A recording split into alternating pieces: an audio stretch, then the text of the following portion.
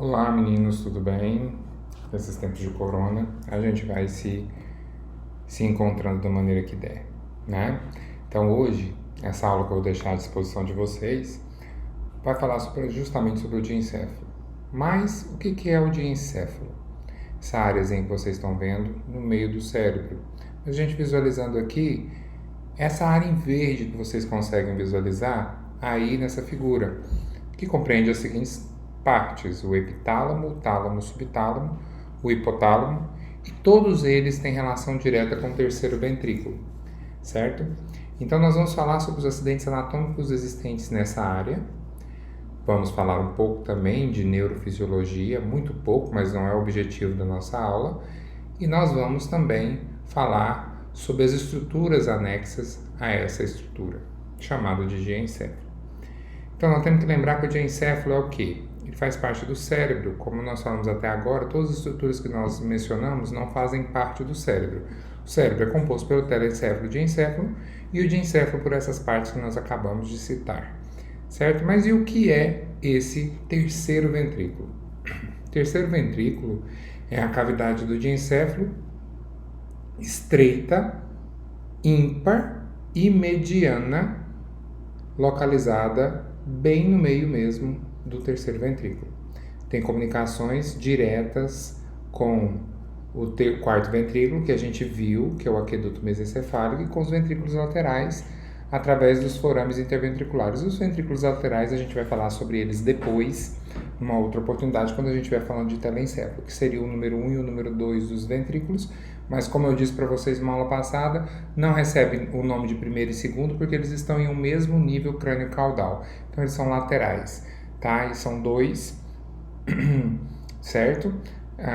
E o terceiro ventrículo, ele é único, bem no meio mesmo, localizado na região do diencéfalo. Uma das primeiras estruturas que nós temos que ver com relação ao terceiro ventrículo mesmo é o sulco hipotalâmico. Ele se estende desde o aqueduto mesencefálico até os forames interventriculares, ou seja, faz uma ligação entre essas duas estruturas, deixa uma impressão na superfície, que a gente chama de subhipotalâmico, e ele serve para uma divisão anatômica que a gente tem, que é acima dele nós temos o tálamo e abaixo dele nós temos o hipotálamo. Aqui mostrando para vocês em vermelho, aí mostrando, tá achurado para vocês o sulco hipotalâmico, para que vocês possam visualizar, e acima do sulco hipotalâmico nós temos o tálamo, e abaixo do sulco hipotalâmico nós temos o hipotálamo, ok? Ainda seguindo com o terceiro ventrículo, nós temos um botãozinho, eu costumo dizer que é um botãozinho que une os dois tálamos, os dois lados do tálamo, do lado direito e do lado esquerdo. Desculpem, que é formado por substância cinzenta, a gente chama de aderência intertalâmica, que um estudo de Sampaio e Cunha, de 1972, traz que em 29,5% dos brasileiros ele é ausente, tá? Então, essa estrutura mostrando aí para vocês, esse botãozinho aí no meio, que parece mesmo um botãozinho, que a gente vai ver como que ele funciona na formação do tálamo daqui a pouco, quando a gente mostrar o tálamo tridimensionalmente, tá? Estruturas do soalho. O que nós temos no soalho do terceiro ventrículo, ou seja, abaixo dessa área que está em vermelho aí para vocês? Nós temos as estruturas do soalho, o quiasma óptico, o infundíbulo, que é a estrutura de neurohipófise, o tuber cinéreo, que já é a estrutura da adenohipófise. Todos os dois formam, vamos dizer assim, o caule, que liga o sistema nervoso central, o cérebro, à glândula que a gente chama de hipófise, e os corpos mamilares. Lembrando que tudo isso é estrutura localizada no diencéfalo, tá? E do teto do terceiro ventrículo, desculpa, nós temos o plexo coroide, que é onde é produzido o líquor. Tá aí achurado para vocês, mostrado em vermelho, tá? O plexo coroide. E abaixo nós temos o quiasma óptico, o tuber cinéreo, juntamente com o infundíbulo, que são estruturas de neurohipófise e de adenohipófise, que formam justamente esse bastão que faz a ligação do cérebro com a glândula chamada de hipófise, e os corpos mamilares que nós já vimos lá atrás, que faz uma divisão entre mesencéfalo e diencéfalo. Certo? Aqui mostrando nessa figura o que seria o que a gente chama de infundíbulo e tuber cinéreo. certo? Tubercinere é esse que está mostrando aí para vocês, que é a parte tuberal, e o infundíbulo é esse em rosa mais claro. O infundíbulo, ele tem a sua origem, a mesma origem da parte nervosa, uma origem de tecido nervoso. Lá na histologia, quando vocês forem ver sobre a glândula hipófise, vocês vão ver que ela tem essas duas origens. Uma origem ectodérmica, que é esse rosa mais escuro, mais pintadinho de preto, que é o que forma o tubercinere, a parte tuberal, tá? E a parte rosa claro, que é uma origem ectodérmica, tá? A rosa mais clara, que é de origem nervosa, mesodérmica, e essa de rosa mais escuro, que é de origem ectodérmica. Essa parte de rosa um pouquinho mais escuro é onde se produz. O epitélio tem essa característica, produzir alguma substância, certo? Então tem a mesma origem do epitélio, então é onde é produzido, onde são produzidos os diversos hormônios originados da hipófise, e a parte nervosa, o lobo posterior, é onde armazena outros hormônios vindo de outras áreas que a gente vai ver daqui a pouco, tá? A luz do terceiro ventrículo, ela vai para fora, ela se evagina para formar 4 recessos. Lembram dos recessos? Os recessos são onde há a comunicação com o meio externo, onde o líquido cefalorraquidiano vai sair. Aí nós temos o recesso do infundíbulo, recesso óptico acima do quiasma óptico, recesso pineal lá atrás, em cima da haste pineal, e o recesso suprapineal, em cima não, na haste da pineal, e o recesso suprapineal, que é acima da pineal, tá? Que é impossível de haver a detecção em peças cujo teto tivesse sido removido, esse recesso. Mas mostrando numa estrutura 3D, seria isso. Isso que vocês estão vendo, essas pontinhas, são esses recessos aí.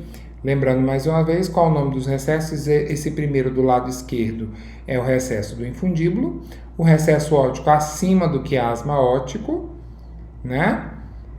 Voltando mais uma vez, desculpa. E o recesso pineal e o suprapineal lá atrás. São as áreas onde nós temos a comunicação do terceiro ventrículo com o meio externo.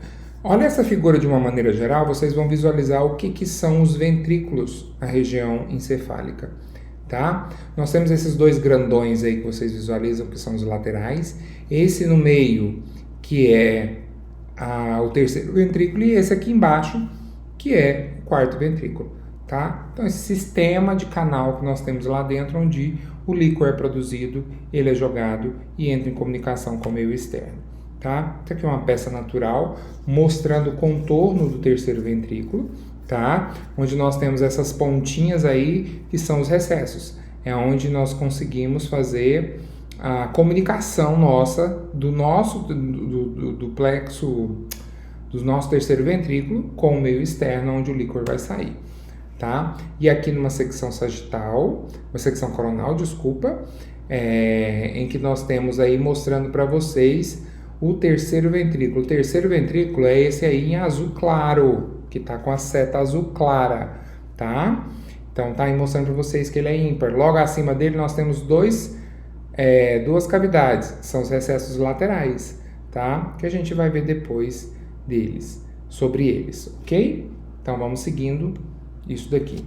E quais são as divisões do diencéfalo? Esse primeiro ponto aí que está marcado em vermelho, que é o tálamo, o hipotálamo, que está abaixo do suco hipotalâmico. E onde estão as outras estruturas?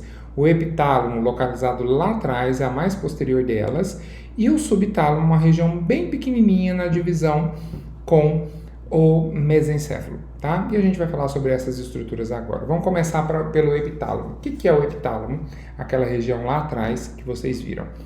Ele ocupa uma posição dorsal ao tálamo e inclui as seguintes estruturas. Eu tenho a estria medular do tálamo.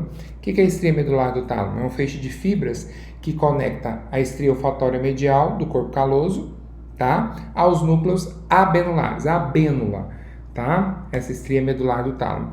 E os núcleos abenulares, que são a abênula, esses núcleos são parte de uma rede neural que inclui o sistema límbico e olfatório. Estão relacionados a todos os mecanismos da emoção e do comportamento, vocês vão ver no final, que é o grande tchan, vamos dizer assim, da região do diencéfalo, tá? Então, vou mostrar essas estruturas para vocês aí, tá? A estria medular do tálamo é essa projeção que vocês conseguem visualizar aí logo atrás da aderência intertalâmica.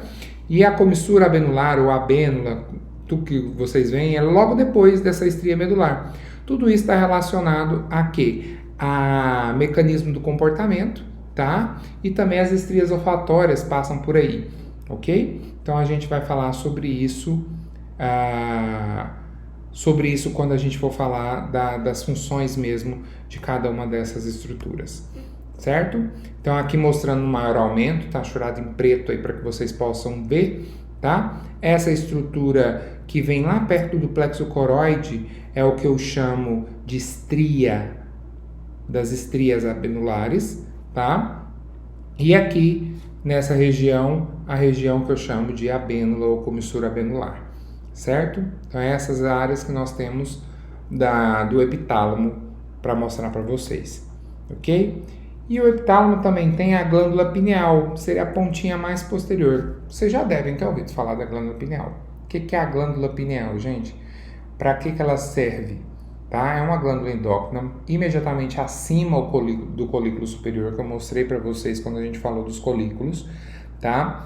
E a função dela ainda não é muito bem compreendida, embora seja muito discutida. Ainda não é bem compreendida, porque foge à ciência dos homens muita coisa, tá? Por quê? Porque eles chegaram à conclusão de que ela deve atuar na função gonadal e no controle do ciclo que a gente chama de ritmo circadiano, que é o ciclo biológico de 24 horas, de dia, noite, luz do sol, falta da luz do sol, temperatura, maré, vento, ou seja, a nossa conexão com o meio externo é feita diretamente pela glândula pineal. Muitas vezes a ciência não consegue visualizar isso em números, porque nós somos muito numéricos, os artigos são muito numéricos, são muito exatos, e aí nós temos algumas coisas que são provadas por números, mas muita gente ainda duvida, né?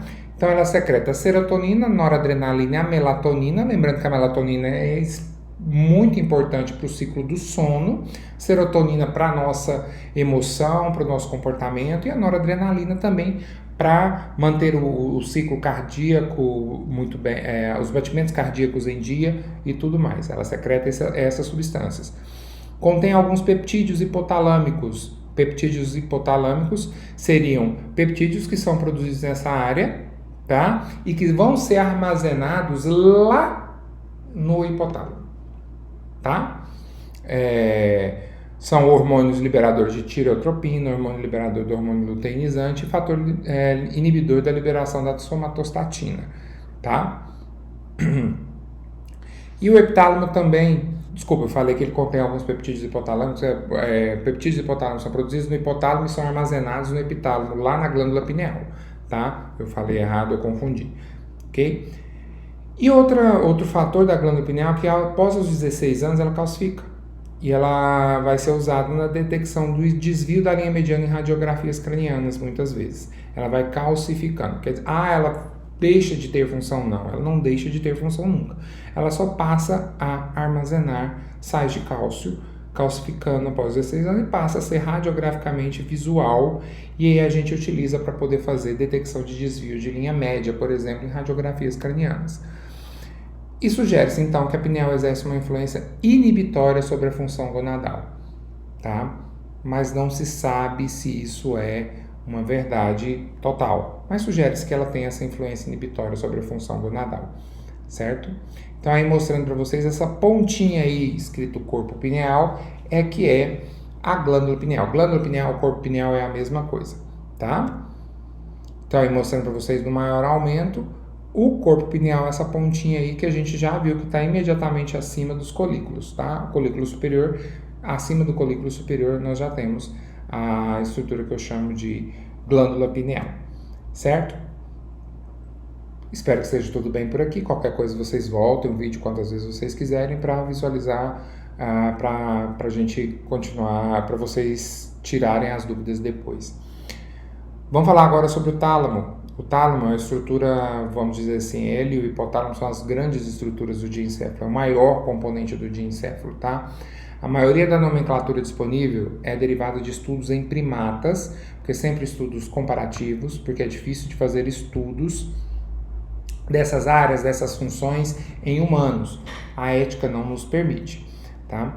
Então, nós temos alguns grandes grupos nucleares e depois nós temos subgrupos dentro deles. Nós vamos falar sobre esses grandes grupos e vamos dizer sobre o tálamo, sobre funções e tudo mais, tá? Eu tenho o grupo anterior, o grupo medial, o lateral, o intralaminar, o mediano, o reticular e o chamado metatálamo. A gente vai falar sobre eles e mostrar onde está localizado cada um deles.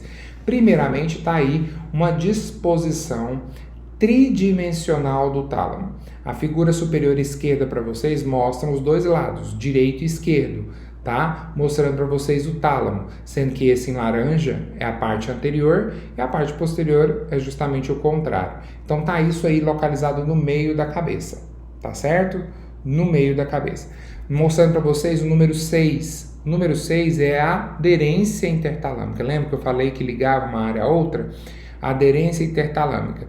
E essa área que vocês veem volta tanto na frente quanto atrás do número 6 é justamente o terceiro ventrículo, é o espaço existente. Então, o que vocês viram lá é a aderência intertalâmica cortada no meio, tá? Então, nós temos o tálamo do lado direito e do lado esquerdo. Nós temos esses grupamentos que vocês veem aí. Esse laranja é o grupo anterior, esse azul claro é o grupo medial, esse vermelho é o grupo lateral. E aí nós temos os outros, que nós vamos falar sobre eles. Esses são os 3 grandes grupos, tá? E aí a gente vai falar sobre os outros também. À medida que a gente for falando, eu vou mostrando para vocês para não ficar confuso. Mas o que eu queria mostrar para vocês mesmo era justamente esse esquema, essa esquematização tridimensional do que seria o tálamo, tá? Então aí num corte agora coronal, mostrando para vocês toda essa área em preto aí, é a área do tálamo, tá? O tálamo está em volta, nós temos dos dois lados do terceiro, está em volta do terceiro ventrículo, tá? E aí mostra, pode olhar bem no meiozinho que vocês vão ver a aderência intertalâmica, tá? Que justamente corta, faz um botão, como se estivesse pregando um tálamo no outro, no meio do terceiro ventrículo, ok? Então vamos seguindo.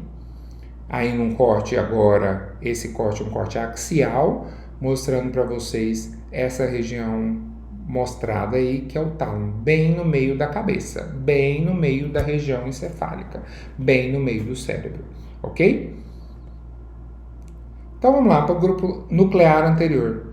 É a parte do sistema límbico, aquele que eu mostrei para vocês que estava em vermelho, e aqui vocês conseguem visualizar direitinho também.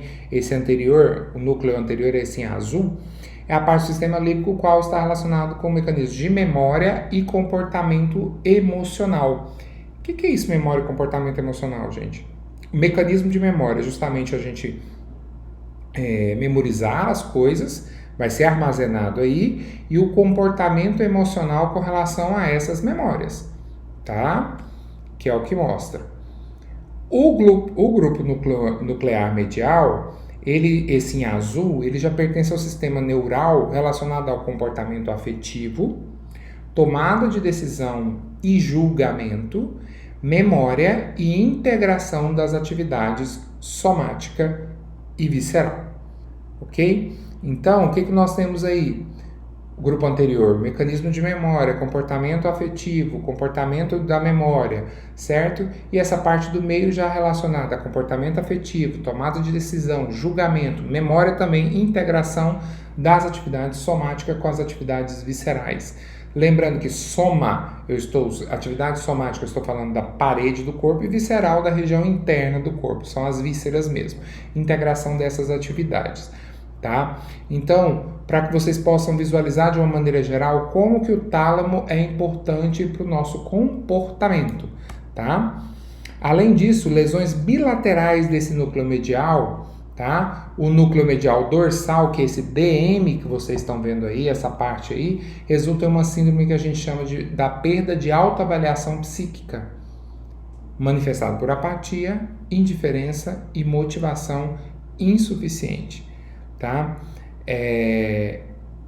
Muitas vezes, lesões relacionadas levam a essa indiferença, essa motivação insuficiente, que são quadros depressivos, tá? São quadros depressivos, são lesões nessa área. Lesões principalmente bilaterais. Lesões que podem ser de natureza permanente ou não. Depende, tá? O grupo nuclear lateral, que é esse vermelho, ele já é subdividido em vários subgrupos, tá? Eu tenho um subgrupo dorsal e um subgrupo ventral, que são esses V que vocês veem aqui, tá? São todos os grupos ventrais, tá? Que é o ventral anterior, o ventral lateral, o ventral posterior, que esse VI aí que seria intermediário entre eles, tá? E o subgrupo dorsal, que é o dorso lateral, que é esse LD, o látero posterior, que é esse LP, e o pulvinar, que é esse P, mostrando aí para vocês um grupo dorsal e um grupo ventral dentro desse grupamento lateral. É um grande grupo, tá? Um grupo nuclear bastante grande. Lembrando que quando a gente está falando de núcleo, a gente está falando de corpos de neurônios, ok? Beleza, vamos falar sobre esse subgrupo dorsal. Pulvinar, que é aquele P que vocês viram lá, está relacionado à atenção visual seletiva. As evidências mostram que eles podem desempenhar também papel no mecanismo da fala e mecanismo também de sensação dolorosa. Também tudo passa por esse subgrupamento que a gente chama de pulvinar, na região dorsal, tá? Atenção visual seletiva. O que é essa atenção visual seletiva? É justamente você conseguir focalizar a imagem em alguma coisa e desfocar o resto, certo? Você ter uma atenção visual. Nesse exato momento, vocês estão com a atenção visual seletiva no teacher, ok? Então, é o pulvinar mandando bronca lá. E evidências mostram que podem desempenhar papel no mecanismo da fala, tá? Porque passa por ali as informações e tudo mais, deixando a entender também que a visão, a fala, o olfato, tudo utiliza o tálamo como... O olfato não, a visão, a visão, a fala, tudo utiliza o tálamo como retransmissor. Lembra que eu falei disso? Também o mecanismo de sensação dolorosa, e as lesões mostram-se efetivas no tratamento da dor incurável. Engraçado isso, né? Lesões na região do pulvinar mostram-se efetivas no tratamento da dor incurável. Muitas vezes é necessário causar lesão lá para que haja o tratamento dessa dor incurável, dessa dor crônica que não consegue ser tratada com medicação, tá? O complexo pulvinar látero-posterior, que é aquele complexo que eu mostrei para vocês lá, a porção posterior, mais posterior do subgrupamento dorsal, mas é do grupamento lateral, e o núcleo medial dorsal são conhecidos coletivamente como núcleos talâmicos de associação multimodal. O que é multimodal? É combinação de modalidades sensoriais. Visão, vocês viram lá. Fala, sensação dolorosa, tudo está nessa área. Então, vocês vão ver também farmacologia em controle multimodal da dor, tá? Então, o que é isso? É a combinação de diferentes modalidades sensoriais. Então, diferentes modalidades sensoriais passando por uma única estrutura, por uma única área, a área posterior do tálamo, tá? E o núcleo dorsolateral, embora anatomicamente seja parte da fileira dorsal do grupo lateral, vocês viram lá, é funcionalmente parte do grupo anterior, tá? O grupamento anterior que eu mostrei para vocês, que faz parte do tálamo, que a gente chama do sistema límbico, tálamo límbico, relacionado a emoções e comportamento das emoções, tá? Agora, nesse exato momento, se vocês quiserem fazer um intervalo de 10 minutos, nós vamos seguir aqui, podem pausar o vídeo, fazer um intervalo de 10 minutos para que vocês possam descansar e depois voltem para a gente continuar a nossa aula. Então, aqueles que forem fazer intervalo, tchauzinho, daqui a pouco a gente volta. Então, voltando, vamos lá, nosso intervalo, vamos para o subgrupamento ventral. O núcleo ventral anterior, ele está envolvido na regulação dos movimentos. Já a região anterior não é mais tanto de emoção, de multimodal, associação de diferentes tipos de sentimento e de sensações. Já está envolvido em regulação de movimento. Como? Controle voluntário dos movimentos do bulbo do olho, da cabeça e do pescoço, na sua parte medial, muito relacionado ao equilíbrio, tá? Tem conexão direta com a região do cerebelo, porque controle do movimento do bulbo do olho, da cabeça e do pescoço, tá? Controle dos movimentos também do tronco e dos membros, tá? E lesões nessa área desse núcleo ventral anterior, ventral anterior, e em áreas adjacentes do tálamo, provocadas cirurgicamente, resultam em melhoras de certos distúrbios de movimentos, principalmente do Parkinson. Vocês já devem ter ouvido falar daquela cirurgia do Parkinson, que é feita com o paciente acordado, tá? Porque a região encefálica não dói em si, o que dói é a região do osso. Então, depois que a pessoa é retirada da calota craniana, pode se mexer no cérebro e ele não vai ter grandes dores, grandes incômodos, porque é uma área desprovida de sensação dolorosa, desprovida de receptores dolorosos. A interpretação da dor está lá, mas não os receptores da dor, entenderam? Tá? E aí é guiado pelo próprio paciente. O paciente vai movimentando e eles causam essas lesões nesse núcleo ventral anterior para poder consertar aqueles tremores do movimento de Parkinson, tá? O núcleo ventral lateral, assim como o núcleo ventral anterior, é a maior estação sináptica do sistema motor que conecta o cerebelo, como eu falei para vocês.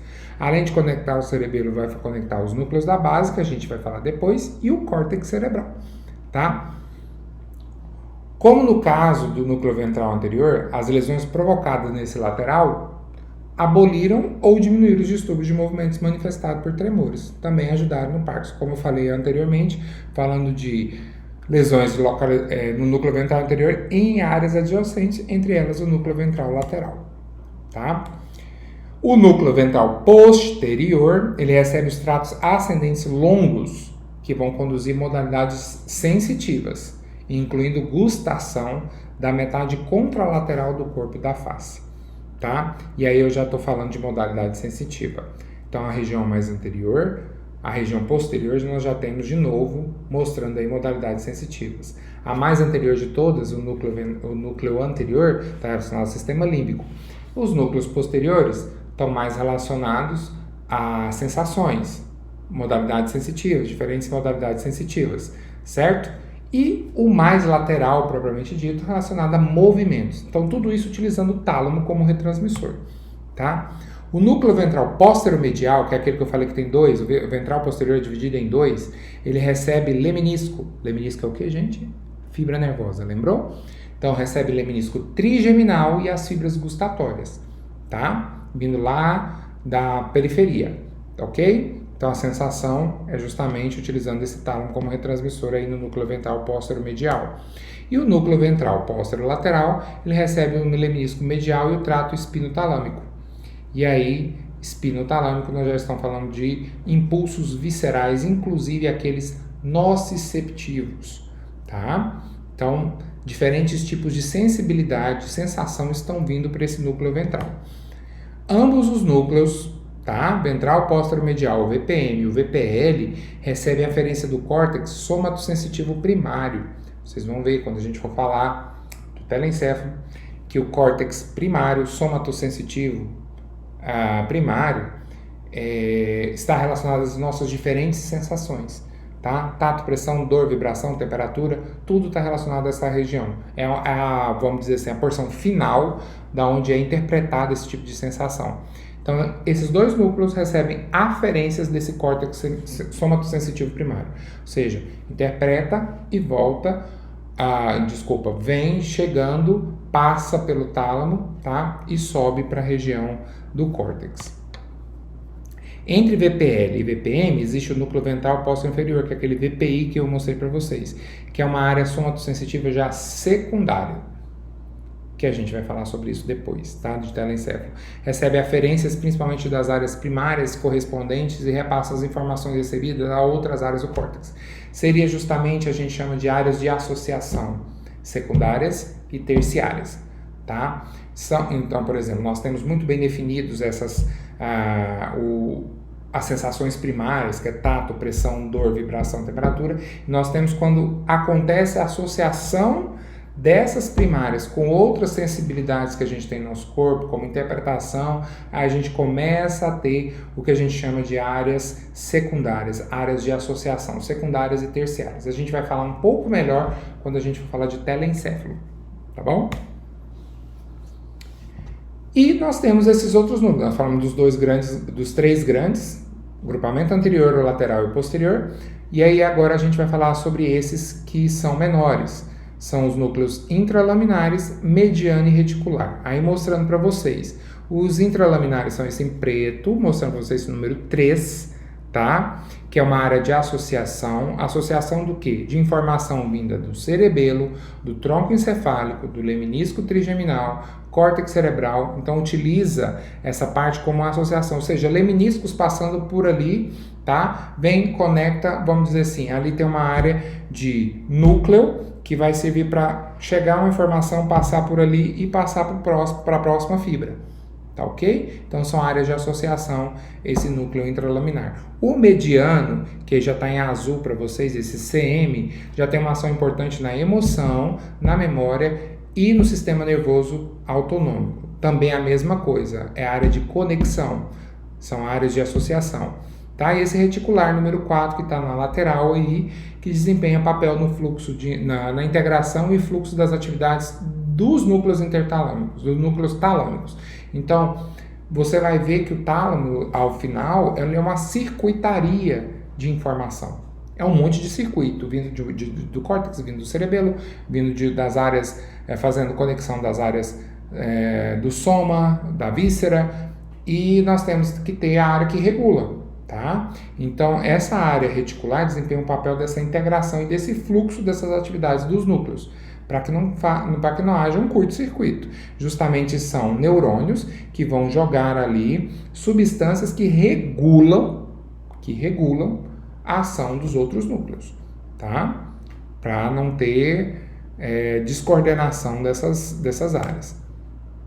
E o metatálamo, que são os famosos corpos geniculados, tá? O metatálamo, primeiro deles que a gente vai falar é o medial, tá? Corpo geniculado medial, ok?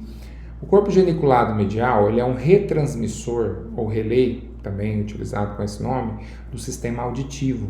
Ele recebe fibras vindas diretamente do leminisco lateral ou do colículo inferior, que está relacionado diretamente às fibras que saem lá da região da periferia no ouvido. Utilizam, a gente vai falar sobre os núcleos, né, do nervo do nervo vestíbulo coclear. A gente vai falar sobre a região vestibular, que está justamente ali naquela área do colículo inferior, certo? Então recebe fibras vindas diretamente ali, daquela área.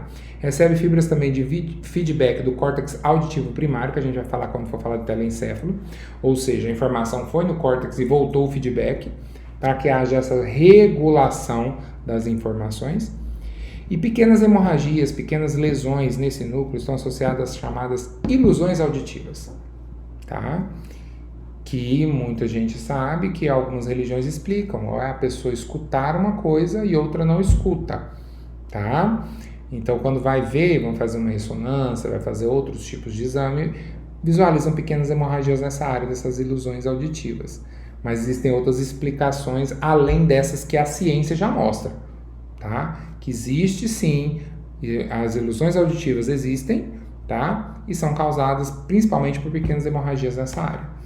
E o corpo geniculado lateral também faz parte do metatálamo, tá? É um retransmissor do sistema visual, aí ele já recebe fibras vindo do trato óptico, tanto ipsi quanto contralateral, ipsilateral do mesmo lado, contralateral do lado oposto. Lembrando que o quiasma óptico, ó, as fibras cruzam, mas não é totalmente, tá? E recebe também fibras de feedback do córtex visual primário, que a gente vai ver onde localiza depois na região do telencéfalo. E pequenas hemorragias nessa área também, do mesmo jeito que teve no medial, que eu mostrei para vocês, estão associados a ilusões visuais, tá? Nós temos as explicações religiosas, mas nós temos as explicações anatômicas, fisiológicas e científicas, que dão base também para essas explicações de que existe sim ilusão visual, tá? Então, no resumo, gente, quais seriam as funções do tálamo? Muita coisa, né? Muita coisa mesmo. Então vamos lá. Integra as atividades sensitivas, exceto o olfato, que eu repito para vocês, o olfato não utiliza o tálamo como retransmissor, mas as outras sensações, todas as atividades sensitivas passam pelo tálamo. Então integra essas atividades sensitivas e as motoras, nós temos bem definidos áreas motoras e sensitivas, desempenha a função na vigília e na consciência, ou seja, no acordar, no estar vigilante, no estar atento do nosso dia a dia, da luz, tá? comportamento afetivo e memória, também está relacionado a funções do tálamo. De certo modo, ele passa a ser um portão para o córtex, como eu falei para vocês, é o retransmissor, é o relé, o grande filtro, tá? Para o córtex é o tálamo. Então, tudo vai passando por ali, menos o olfato, tá? E recebe e processa todas as informações nociceptivas destinadas ao córtex cerebral. Nociceptivas, lembrando que são as informações de dor, tá? Atua na percepção da dor, na fisiopatologia da dor central e de outros tipos de dor crônica. E muitos medicamentos atuam nesses núcleos talâmicos, fazendo controle central da dor, controle multimodal da dor. Um dos controles multimodais da dor é um controle central nessa região do tálamo, tá? E a dor chega através do trato espinotalâmico e as vias trigêmino-talâmicas, que são os grandes. O trato espinotalâmico traz a dor das periferias e as vias trigêmino-talâmicas dessa região da face. Ok? Então, vão anotando as dúvidas aí para que a gente possa depois tirar, certo? Então, o subtálamo é aquele bem pequenininho ali nessa divisão entre a região do mesencéfalo e do diencéfalo. Essa em roxinho aí mostrando para vocês. É uma pequena massa de substância cinzenta e branca situada na parte posterior do diencéfalo. Na transição com o mesencéfalo está relacionada à regulação da motricidade somática. Motricidade somática, movimentos da periferia. Então aí nós estamos falando de movimentos, principalmente de membros superiores e inferiores, tá? Então motricidade somática da parede do corpo. O subtálamo não tem muita coisa para a gente poder falar, não, ela não ser essa regulação dessa motricidade somática. Então, o subtálamo não é observável facilmente. Aí mostrando para vocês, o tálamo forma como se fosse um coração nesse corte que eu estou mostrando para vocês, que é um corte coronal, nesse sentido, né? O subtálamo, ele não é observável facilmente, tá? E ele situa-se nas zonas de transição, que vocês viram lá, entre mesencéfalo e diencéfalo. Sua principal estrutura é o que a gente chama de núcleo subtalâmico. Possui uma função essencialmente motora, como eu acabei de falar para vocês. Tá? Não tem muita coisa para falar sobre o núcleo subtalâmico, não. Aí mostrando em verde aí logo embaixo, tá? Tá achurado aí para vocês. E o hipotálamo, que é uma área muito importante do diencéfalo. A gente está quase terminando a nossa aula, tá, galera? Está localizado ventralmente ao subtalâmico, hipotalâmico, então abaixo, né? E relaciona-se principalmente com o controle de atividade visceral, certo?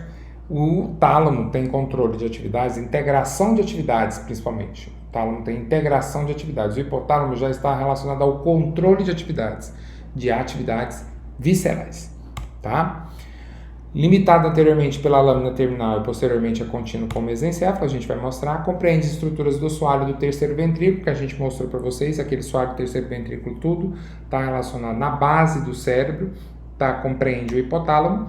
Então nós temos ali estruturas do soalho do terceiro ventrículo pertencentes ao hipotálamo, nos corpos mamilares, o quiasma óptico, o tuber cinéreo, que é parte de onde sai o infundíbulo, que é aquela região que eu mostrei para vocês. Nós temos o infundíbulo em volta dele, a parte tuberal.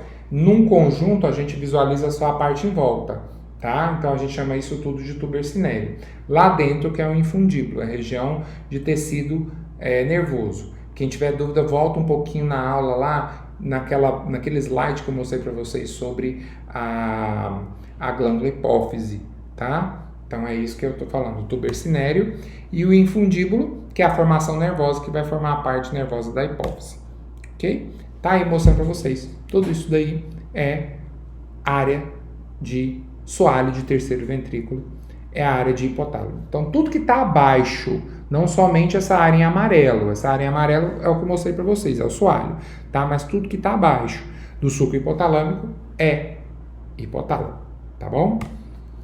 Então, o hipotálamo situa-se no diencéfalo e está aí, ó, mostrando para vocês em vermelho o que é o hipotálamo, tá? Quais são as estruturas do hipotálamo? A gente acabou de falar. Uma pausazinha para uma água, né? São os corpos mamilares, que vocês já viram, o quiasma óptico, vocês também viram, o infundíbulo. Voltando aqui, o infundíbulo, lembrando, o infundíbulo está envolto pelo tuber cinéreo, então toda aquela área, parte tuberal, tá bom? E essa glândula? E a glândula, professor? A glândula pertence ao hipotálamo? Não, gente, a glândula é estrutura fora, tá? É a estrutura de glândula mesmo, não tá pertencente propriamente à região do diencéfalo, tá? Só a conexão dela, ok? Alguns autores trazem, essa glândula pertence ao diencéfalo, mas a gente não vai entrar nesse detalhe, mas vamos seguindo. Estruturas e funções do hipotálamo, galera. Nós temos alguns grupos também, assim como o tálamo, tá? Mas lembrando que o hipotálamo está mais no controle desses mecanismos. Nós temos os grupos nucleares preótico, supraquiasmático, ou também chamado de supraótico, tuberal e mamilar, tá? Esse é o esquema aqui embaixo mostrando para vocês a glândula hipófise, tá? Que é a glândula pituitária, tá? E todos esses núcleos aí nessa área do diencéfalo, tá? Do hipotálamo, desculpa, abaixo daquele sulco hipotalâmico. Então são esses núcleos que nós vamos falar, tá? São essas áreas de sistema grupamentos no corpo de neurônios que têm funções pré-definidas, tá? Então nós vamos falar sobre eles aí, que estão todos reunidos naquela área pequenininha, são muito importantes. A região pré-óptica, que na região pré-óptica nós temos os núcleos pré-óptico medial, lateral e periventricular. Essa área, chamada de região pré-óptica, é a área que recebe muitas fibras que transportam neuromediadores como a angiotensina do tipo 2, peptídeos indutores do sono, encefalina e endorfina, relacionados diretamente ao controle visceral. Angiotensina tipo 2 está relacionada a controle de pressão arterial, peptídeos indutores do sono ao sono mesmo, e encefalina está relacionada a funções mesmo de regulação de dor, regulação de funções encefálicas, e a endorfina, que é um hormônio essencial para a manutenção desse espírito de ânimo, vamos dizer assim, tá? Esses núcleos, então, da região pré-óptica, os núcleos pré-óptico medial, lateral, periventricular, são relacionados à reprodução, ingestão alimentar, locomoção e excitação sexual. São áreas, reprodução, excitação sexual, ingestão alimentar, tudo isso está relacionado ao controle visceral, certo? Locomoção também, locomoção que eu estou falando também, fazendo integração com áreas motoras, tá? Então aí mostrando para vocês o que seria esses três núcleos, o lateral, o medial e o periventricular. Periventricular é esse verde clarinho que vocês estão vendo aí, tudo isso está na região anterior, lembrando que isso é tridimensional, e eles estão relacionados a essas funções que a gente acabou de falar. Tá? Mesma coisa, o núcleo pré-óptico está aí mostrando para vocês a região pré-óptica e os núcleos localizados nessa região pré-óptica, tá? Agora a região supraóptica está acima desse pré-óptico. Nós temos o núcleo supraóptico e o paraventricular localizado ali. Produzem material neurosecretório que é armazenado na neurohipófise. Lembra que eu falei para vocês que a neurohipófise ela tinha uma parte secretora, uma parte produtora e uma parte armazenadora. A parte que tem origem nervosa, ela não produz nenhum tipo de substância, tá? A parte que tem origem ectodérmica produz as substâncias. A parte nervosa só armazena. Armazena o quê? A vasopressina e a ocitocina, tá? Que são materiais produzidos na região supraóptica do hipotálamo, e aí são armazenados na pituitária, na hipófise, tá? Na região da neurohipófise.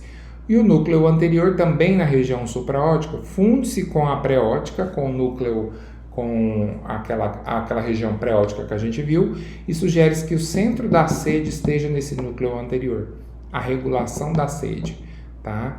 Igual eu acabei de beber ali, justamente a minha área do núcleo anterior estaria relacionada não sei a fala também, mas também tem a sede, aquela sede mesmo, aquilo que você sente vontade. Existem pessoas que não sentem sede, a gente sabe, né? Existem pessoas que não sentem de maneira nenhuma, bebe água porque tem que beber, certo? Pode ser uma lesão no núcleo anterior? Sim, bem provável que tenha algum tipo de lesão. Não sei dizer como existem tratamentos, existem medicamentos que podem ser utilizados para regular esse tipo de sensação. E o núcleo supraquiasmático, também pertencente à região supraótica, ele é pouco desenvolvido em humanos, tá? Ele está muito envolvido na regulação do ciclo sono-vigília, da temperatura corpórea e do ciclo dia-noite, que é o ciclo circadiano. Então tem conexão direta com o que, gente? Com aquela glândula que a gente falou lá, glândula pineal.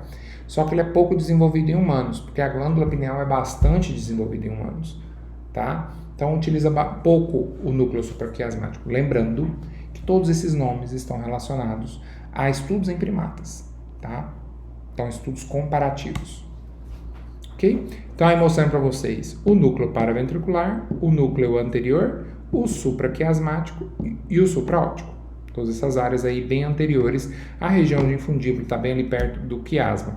O supraquiasmático e o supraóptico, tá? Então, vamos seguindo. Até aqui eu espero que esteja tudo bem, ok? E a região tuberal, região mais próxima do túber, tá? Do túber cinéreo.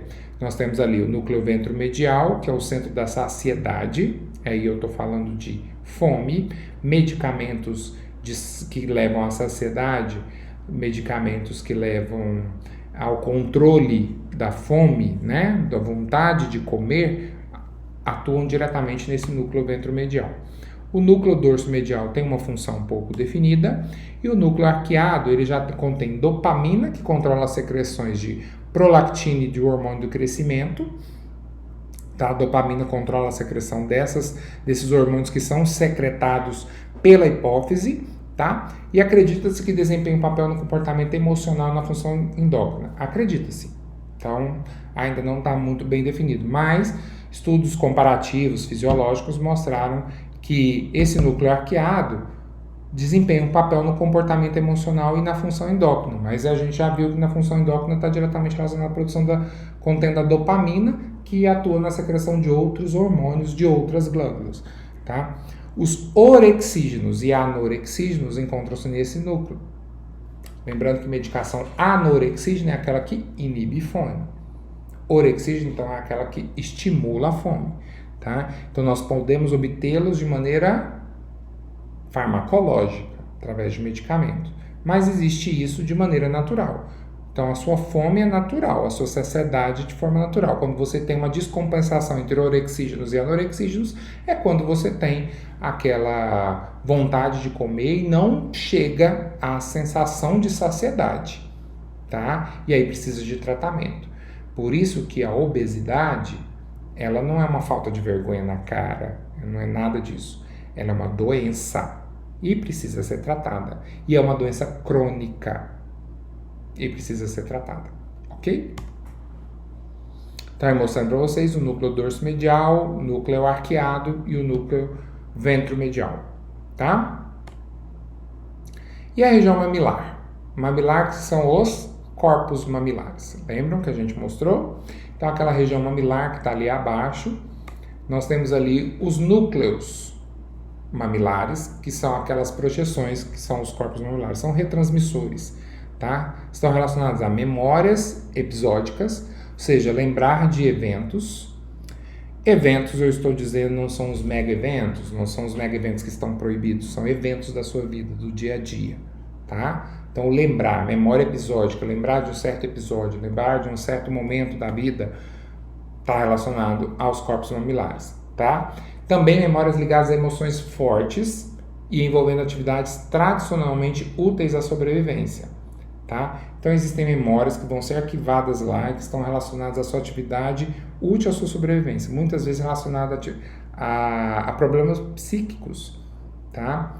Algumas atividades, algumas emoções fortes que ficam armazenadas ali e que a gente passa a utilizar aquela memória que muitas vezes a gente não lembra, foi uma emoção forte, a gente não lembra, aquilo não é consciente, mas está relacionado a algo útil à sua sobrevivência, tá? Uma lesão nessa área dos corpos mamilares pode levar a uma amnésia anterógrada, você simplesmente não lembrar de um período, tá? De um período de tempo, ok? E aquele período ali fica apagado da sua memória. Então, emoções fortes e lesões localizadas nessa área levam à amnésia, explicam por que, por exemplo, muitas mulheres, ou meninos também, crianças, homens também, que foram submetidos, foram violentados sexualmente, muitas vezes eles esquecem aquele período, tá? Quando vai ver, justamente são lesões causadas fisiologicamente, tá? Por essas emoções fortes, são circuitaria, como eu falei para vocês, né? Então ocorreu um curto-circuito e causou uma lesão ali naquela área. É visível a diminuição desses núcleos mamilares em doenças onde a memória episódica está prejudicada, como o mal de Alzheimer, a doença de Alzheimer, tá? É visível. Uma das coisas utilizadas é justamente a diminuição gradativa dos corpos mamilares na doença de Alzheimer. E o núcleo posterior, que é a principal fonte de fibras hipotalâmicas descendentes para o tronco encefálico. Tá? O núcleo posterior, então, seria uma área de conexão, tá? Uma área de conexão com o tronco encefálico. Então, é mostrando a área posterior e os corpos mamilares ou núcleo mamilares. Mais uma pausa para o teacher tomar água e seguir. Então, quais são as funções do hipotálamo, terminando nossa aula? São muitas, né? Então, controle da neuro e da adenohipófise. Da neurohipófise através do controle da secreção das substâncias produzidas por ela, tá? Nós temos o hormônio no hipotálamo que regula a secreção da substância produzida na adenohipófise. E nós temos a produção em uma área onde vai ser armazenado, produção de hormônios que vão ser armazenados na neurohipófise, ok? Regulação autônoma, que é o sistema nervoso autonômico, ou seja, regulação visceral de uma maneira geral, como vocês viram. Regulação de temperatura, comportamento emocional também está relacionado, emoções fortes, a região mamilar, tá? Comportamento alimentar, tá? A área de saciedade também está no hipotálamo. Ingestão de líquidos e a sede, ok? Sono e vigília também passa pelo hipotálamo, esse controle de sono, de ritmo circadiano, tá? Das 24 horas do dia, certo? Memória, excitação sexual, certo? Nessa região, principalmente a região, essas regiões mais anteriores, que é asmática, supraótica, tá?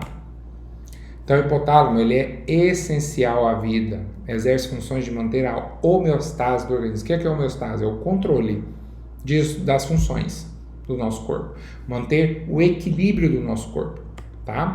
Controla o sistema nervoso autonômico e orquestra todo o funcionamento hormonal do corpo. O hipotálamo é muito importante para esse funcionamento hormonal, tá? Lesões no hipotálamo são gravíssimas e normalmente são incompatíveis com a vida, tá? Está extremamente vinculado às emoções e às doenças psiquiátricas e é o mediador da resposta ao estresse, ok? Aí mostrando o hipotálamo tendo uma neurosecreção sobre a hipófise, então os hormônios liberadores, aí nós temos a adenohipófise à esquerda, vermelho para vocês, tá? E nós temos também o hipotálamo neurosecretor de substâncias que vão ser armazenadas na neurohipófise, o antidiurético e a ocitocina, tá? E nós temos ele também, voltando mais uma vez, regulando os hormônios que são liberados pela adenohipófise, pelo lobo anterior. Aí nós temos prolactina, hormônio gonadotrófico, tireotrófico, adenocorticotrófico, somatotrófico, mostrando, ó, gonadotrófico é uma glândula já entrando regulando outra glândula. Tireotrófico é a mesma coisa, regulando outra glândula. Ou seja, a regulação, a grande regulação hormonal glandular do nosso corpo é feita pelo hipotálamo, certo? Então, pessoal, para encerrar nossa aula, tá aí mostrando para vocês a máquina, nossa máquina central. O encéfalo é uma área bem perfeita, mas tudo interconectado. Nós vemos a circuitaria envolvida na região do tálamo, do hipotálamo, não deixando por menos importante o epitálamo e o subtálamo.